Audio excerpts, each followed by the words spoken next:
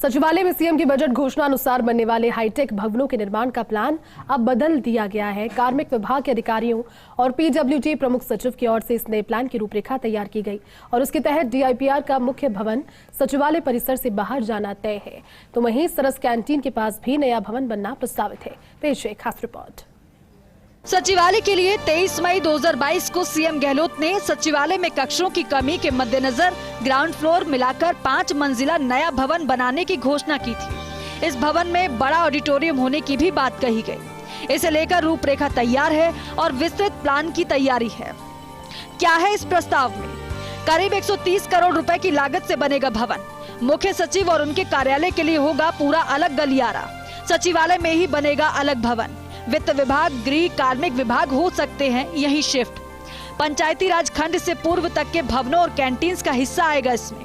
IT भवन तक 50,000 वर्ग फीट में बनेगा नया भवन। कैंटीन, डिस्पेंसरी, पानी की टंकी आएगी इस दायरे में। नए भवन में 2 बेसमेंट, 1 ग्राउंड फ्लोर के साथ 5 मंजिल होगी। पंचायती राज खंड के बाद से आईटी भवन तक 50,000 वर्ग फीट में बनेगा नया भवन। एक कैंटीन और एक हाईटेक ऑडिटोरियम का निर्माण भी होगा। इसमें पार्किंग भी बनाने का है प्रस्ताव। इस प्रस्ताव को अमली जामा पहनाने के लिए हो गया है सर्वे। इसके साथ साथ दूसरे भवन की रूपरेखा तैयार है। इस प्लानिंग में डीआईपीआर का मुख्य भवन सचिवालय परिसर से बाहर जाएगा। जालूपुरा के पास टेक्नो हब और सीतापुरा में जमीन चिन्हित की जा रही है। 150 करोड़ की लागत से बनने वाला ये डीआईपीआर भवन भी हाईटेक होगा, जिसमें ऊपरी मंजिल पर सोशल मीडिया के लिए होगा वर्किंग स्टेशन, जिसमें प्लग एंड प्ले की भी सुविधा होगी। नीचे 2 मंजिलों में डीआईपीआर के अधिकारियों के लग्जरी चैम्बर और कक्ष बनाए जाएंगे। ग्राउंड फ्लोर में इलेक्ट्रॉनिक मीडिया के हिसाब से बनेगा भव्य स्टूडियो। इससे सुजस बुलेटिन और अन्य स्टोरी, खबरों, स्पेशल फीचर का हो सकेगा प्रसारण। इसमें वॉइस ओवर सहित अन्य तमाम तरह की सुविधाएं होंगी। इस भवन में पार्किंग और कैफेटेरिया बनना भी प्रस्तावित है। प्लानिंग के तहत डीआईपीआर के शिफ्ट होने पर निदेशक या आयुक्त का कक्ष वहीं रहेगा। यहाँ रोजाना आयुक्त आकर अपना कामकाज संभालेंगे। यहीं खबरों के लिए कैमरा पर्सन्स भी उपलब्ध रहेंगे। तमाम प्रशासकीय कामकाज नए भवन में शिफ्ट होगा। इसी खाली जगह को खुला छोड़कर पार्क किया जा सकता है विकसित। साथ ही सरस कैंटीन से लेकर पंजीयक कार्यालय के बीच की जगह में भी भवन बनना प्रस्तावित है। अभी क्यों महसूस की जाती है कमी? सचिवालय अभी मुख्य रूप से 4 हिस्सों में बटा हुआ है। मुख्य भवन, फूड बिल्डिंग, एसएसओ बिल्डिंग और पंचायती राज खंड है सचिवालय में। इसके साथ मंत्रालय भवन, सीएमओ भी सचिवालय में है। मुख्य भवन में करीब 2,500 कार्मिक बैठते हैं। वहीं फूड बिल्डिंग में 1,000 से ज्यादा कर्मचारी काम करते हैं। एसएसओ बिल्डिंग में करीब 800 कर्मचारी काम करते हैं। वहीं 300 से ज्यादा कार्मिक पंचायती राज खंड में बैठते हैं। लेकिन अभी है सचिवालय में कक्षों की खासी कमी। यहाँ तक कि कुछ विभागों में डीएस स्तर के अधिकारी को भी नहीं कक्ष आवंटित है। कई बार ट्रांसफर हो आए आईएएस को भी मुश्किल से मिलता है कक्ष। इसके साथ सचिवालय के अभी के भवनों के मुख्य चारों खंड पुराने हैं।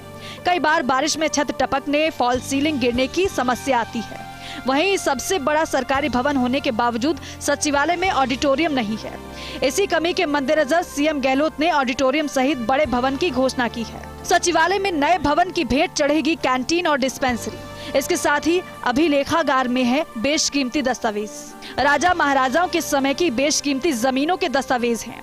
अगर अभी अभिलेखागार भवन को तोड़ा गया तो हो सकती है समस्या। बेशकीमती दस्तावेजों की सार संभाल की आ सकती है समस्या। अभिलेखागार भवन में डिस्पेंसरी ही है। इसमें करोड़ों के जांच उपकरण जिनकी शिफ्टिंग में समस्या है। 3 कैंटीन्स, डिस्पेंसरी और अभिलेखागार का निर्माण ध्वस्त करना पड़ेगा। डिस्पेंसरी को स्वागत कक्ष के पास शिफ्टिंग की प्लानिंग है। सबसे ज्यादा समस्या अभिलेखागार की है।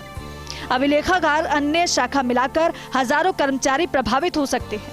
इस निर्माण की जद में आने वाले भवन की क्षमता और कर्मियों का सर्वे हुआ है। अभिलेखागार कार्यालय के स्टाफ और अन्य प्रशासनिक ढांचे का भी प्लान लिया है। अब जल्द किए जा सकते हैं टेंडर। डीपीआर बिल्डिंग की तरफ और एक पंजीयक खंड और एक मेन बिल्डिंग उधर बनेगी बड़ी, पंचायत राज और लाइब्रेरी के बीच में। डीपीआर बाहर जाएगा संभवतः। अच्छा, कैंटीन का अभी डिसाइड नहीं किया। पार्किंग उसमें देंगे बेसमेंट में। ओके, पार्किंग की समस्या आएगी, लेकिन फिर वो पार्किंग कम नहीं पड़ेगी। वो 2 या 3 बोर्ड देंगे। पहले प्लान ए के तहत सचिवालय कर्मचारी संघ की कैंटीन से लेकर पानी की टंकी तक का क्षेत्र ही खाली कराना था, लेकिन अब एक साथ दोनों भवनों की प्लानिंग क्रियान्वित हो रही है। सीएस इसकी हर सप्ताह मॉनिटरिंग कर रही है। अगर ये प्लान सही तरह से एग्जीक्यूट हो पाया तो इसमें कोई दो राय नहीं कि सचिवालय की समस्या काफ़ी हद तक दूर हो पाएगी, लेकिन इसके लिए व्यावहारिक चुनौतियों से पार पाना होगा। कैमरा पर्सन इकबाल के साथ Rituraj Sharma, first India news, Jaipur.